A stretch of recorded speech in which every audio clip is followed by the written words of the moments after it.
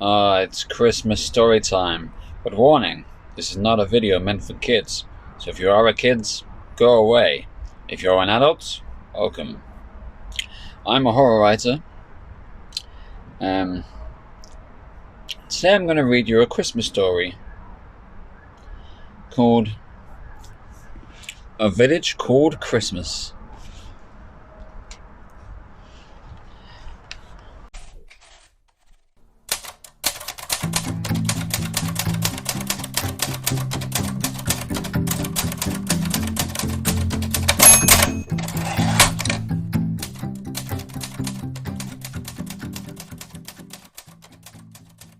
A Village Called Christmas. Young Claire looked out of the window of her parents' car as they drove into the village where her grandparents lived. The sign on the way in read, "You are now entering Christmas." A village that has run 364 days of the year, she thought. She wiped the condensation away with her sleeve. There was a man raking the driveway of his cottage. He was laughing at the leaves. It was like the leaves had told the man a joke, but a terrible one. No, a terrifying one. For although he laughed wildly, there was fear in his eyes. She looked at her parents to see if they had seen the man, but they were busy debating whether it was the next left or the one after that. It had been a while since they last visited. When she looked back at the man, he was lying on the ground. She could only see the soles of his boots. The rest of him was covered in leaves. The tyres crunched on gravel as they came to a stop. Her grandparents were standing on their doorstep, waving. Even though it was cold, the scene couldn't have been warmer. Claire could see the tree in the window, all decorated and twinkling with lights. And there was the flicker of burning logs in the fireplace. She looked up and saw smoke rising gently from the chimney. She smiled. She hadn't felt festive at all so far this year. She figured she was just getting too old for it. But there it was, that happy jingle that made her heart swell. It was like stepping into the picture on the Quality Street tin. "Oh, they're so adorable," said Mum, as Dad turned off the engine. "And one day we'll be just as cute," said Dad. "Sure," said Claire, trying and failing to imagine her parents as anything other than the work-orientated homework henchmen that they were. They got out of the car. A single snowflake drifted down from the empty sky, and Claire happened to look up just as it reached her. It alighted on her eye and melted. She blinked. "Ah, something went in my eye," she said, rubbing at it with the palm of her hand. "What is it? Does it hurt?" said Mum. She opened her eyes wide and looked around. "I think it was a snowflake," said Claire. "I'm okay." "Let me take your coat, sweetheart." "Oh, look how much you've grown," said Gran. "Hi, Gran. Look how much you've shrunk," smiled Claire, shrugging off her coat. "Oh, bless, you got your grandfather's sense of humour. It's a terrible family illness, one no treatment can cure. I haven't managed to find one anyway," said Grandma. "What's that? She's sick?" said Grandad, slightly deaf, and definitely not the funny one of the two. "Come on in, let me close the door and keep the cold out." Walking into the lounge was like walking into a grotto. Claire's eyes were wide as she entered. There were cups of hot chocolate waiting for them, and Gran gave them out. They always drank hot chocolate together at Christmas. It was a tradition. She let the cup warm her hands and looked around at the decorations on the walls. Real wreaths made of holly with red berries in them. Mistletoe hung from wall lights. Stockings that Gran had made hung at the ends of the fireplace. There was one for each of them. The tree was so tall the tip bent at the ceiling. The angel, made by Claire when she was 6, out of a cone of cardboard, some glitter and a polystyrene ball for the head, with a smile drawn on with a felt-tip pen, looked down at a crooked angle. Something caught Claire's eye outside, and she looked out of the window past the tree to the cottage across the road. What was that? She moved closer and stopped next to the tree. She took a sip of her hot chocolate and made a quizzical face. The neighbour's boy ran out of the front door and threw the turkey clear over the hedge. His parents came out after him, the dad holding a rolling pin and the mother a carving knife. Mum," said Claire, turning to get the attention of her parents. The lounge was empty. "We're in the dining room, honey. Come in when you finish your drink. We'll be carving soon," said Mum. Something twisted around Claire's arm, and she looked down to see a branch of pine needles snaking around her. She stepped away, would have screamed, but the reflection in a bauble took her to another place. It was dark, a forest full of tree stumps, felled Christmas trees, thousands of them, men dragging them to pickup trucks like dead bodies. She pulled her arm away, dropping the mug of hot chocolate. Stepping back, she looked down. The presents under the tree were wet with blood. It was pouring out of the axe wound that had severed the tree from its roots. She turned and looked around at the wreaths and mistletoe, and suddenly it was more like a hunter's cabin than a festive cottage. Wreaths nailed to the walls like the heads of animals. She ran into the dining room, where normality and kindness was. She looked back. Just a lounge, just a tree. She sat down. Her mind was racing. Time had passed, or it felt like it had. The aroma of the place had changed. The scent of mulled wine had replaced the chocolate smell, and the delicious taste of hot food and gravy was in the air. "Are you okay, Claire?" said Mum, putting a steaming turkey in the centre of the table. Claire nodded. Of course she wasn't, but what could she say? "No, Mum, I just witnessed the memory of a murdered tree, and I think we are all in danger." There was enough food to feed all of them twice and twice more. There was the bird and gammon. There were bowls of sprouts and broccoli and parsnips and stuffing and potatoes and so much more. A feast. The food, the decorations, all once living things, were in the middle of a festival of death, thought Claire. Everybody was seated, apart from Dad. He was ready to carve. Mum was holding a cup of mulled wine in a porcelain teacup, usually the kind of cup reserved only for tea. The fairy lights that had been put up around the window reflected in her wedding ring, making the diamond change colour as the lights did. Claire stared at it. She fixated on it, trying to put whatever had just happened out of her mind.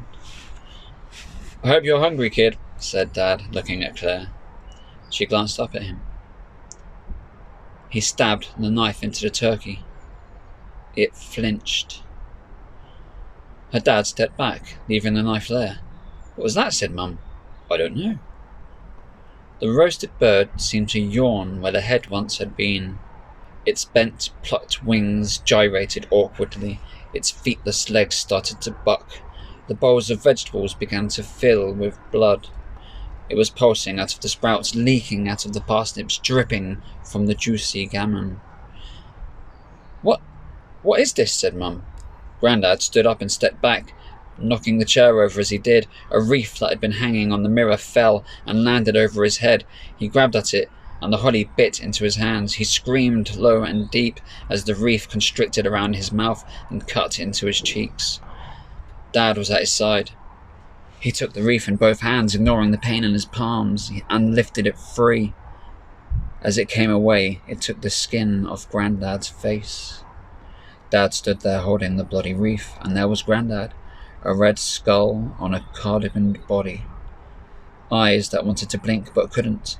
He fell to his knees and collapsed forwards, hitting the edge of the table on his way down. His skull cracked open and the wet insides poured out like a crimson yolk. Mum and Gran started screaming. Dad looked at the wreath in his hands. On top of it was the hair and skin from Grandad's head. He dropped it. "Jesus, what the—" said Dad, trailing off. He took a step back and looked at Claire and then at Mum and Gran on the floor. Get up now! We're getting out of here!" Mum and Gran were unable to follow his order. Their minds were unable to make sense of what had just happened. Gran fell to her husband's side and put her hands on the exposed muscles of his cheeks. Mum found some kind of sanity and took her by the elbow. "Come on!" "What happened?" said Gran. "We'll call an ambulance," said Mum. "Let's go." "No, I'm not going anywhere," said Gran. Claire felt something move around her feet and looked down. There was a sea of pine needles washing in around them. She looked back at the tree, which was now just bare branches. "Mum, Dad, we have to go now." They looked down, saw what Claire saw. Mum tried to pull Gran to her feet, but the needles had already found their way into her body.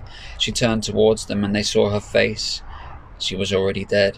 Pine needles had travelled up under her skin and out of her eyes and ears and mouth. Her insides had been completely shredded. She slumped to the ground like a bag of loose hay. She split open and blood gushed out. It reminded Claire of an awful video she had once seen of a dead beached whale being cut open and so much red mess pouring out. It was time to run. Dad climbed onto the table, grabbed Claire under his arms and pulled her up. He jumped off, ran through the lounge, opened the front door, and got Claire out of there. "Run," he said. "Mum," said Claire. Dad ran back in. Claire had time to see him clasp her mum's hand and start back towards her. Claire turned and sprinted down the drive. The car tyres were shredded.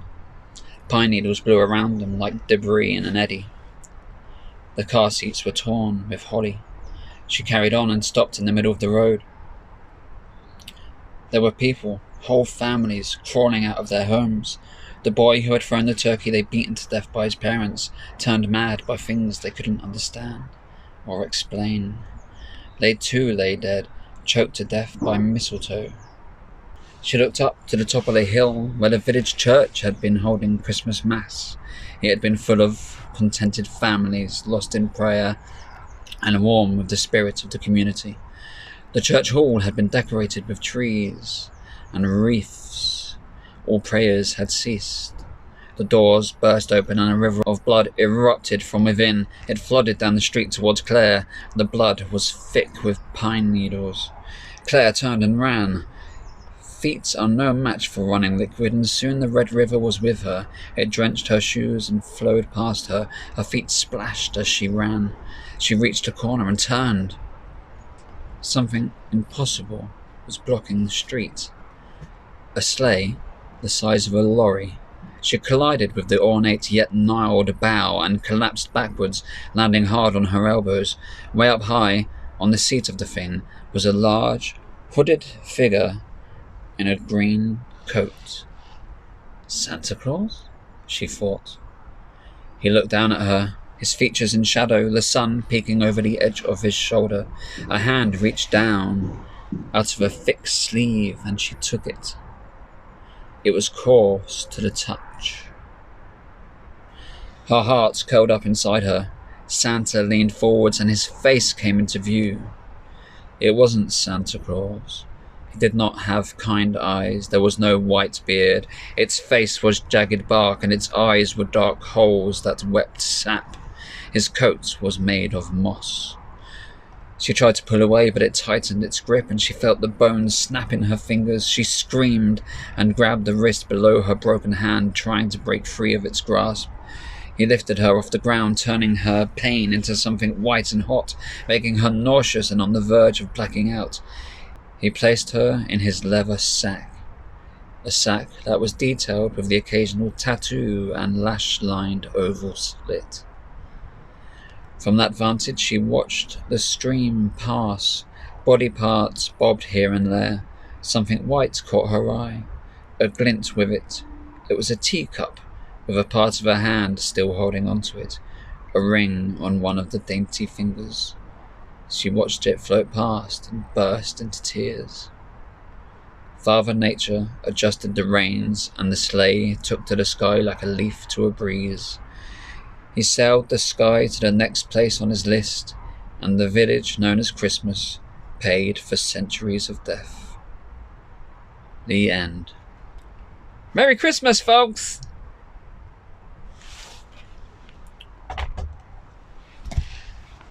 Well, hopefully you enjoyed that reading. It was my first time reading a story to an audience. If you enjoyed that and would like me to read more stories that I've written, comment below and I will do that. If you don't want me to read any more stories, then I understand. Okay, that's me. Goodbye. Until next time, subscribe and like. Subscribe to my channel. And have a wonderful Christmas. May it be full of horror and presents.